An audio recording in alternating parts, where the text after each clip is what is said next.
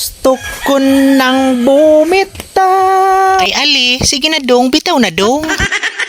So ayan na nga guys, habang nagduduyang kami dito ni Bibi, naisipan kong magkulay ng buhok. So ito guys ang gagamitin kong pangkulay. Ito guys ang tinatawag na kulay tigre.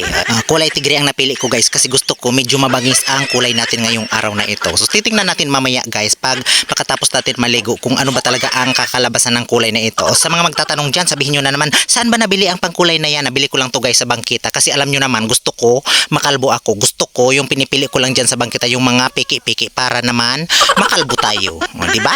Kung makalbo ang buhok na yan, wala tayong pakialam. And syempre, bago natin yan i-apply sa ating buhok, so paghahaluin natin muna yung dalawang kulay na yan guys. Imimikos-mikos natin yan sa isang lagayan.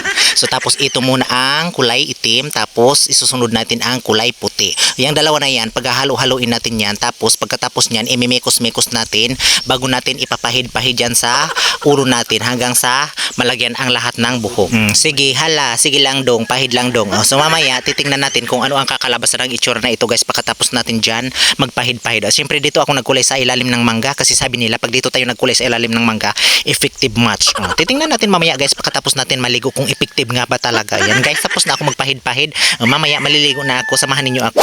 Ito na guys, pinaurusok-usukan ko na ang aking ulo dyan sa bomba na yan. Sabi nila dito tayo maghugas ng ulo sa bomba na ito para effective ang kulay tigre na yan. Sana guys effective ang kulay tigre na kulay na ito dahil ang mahal-mahal ng bili ko. Kung alina niya 18 pesos ang bilhin natin sa pangkulay na yan, aywan ko na lang kung hindi yan tumalab. Diba?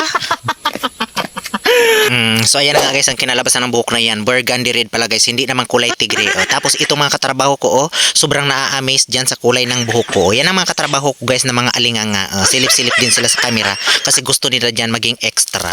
Sige na guys, bye! Ay wait lang guys, huwag kakalimutan mag-like, share, and follow. O siyempre guys, pakitikwil ng follow button.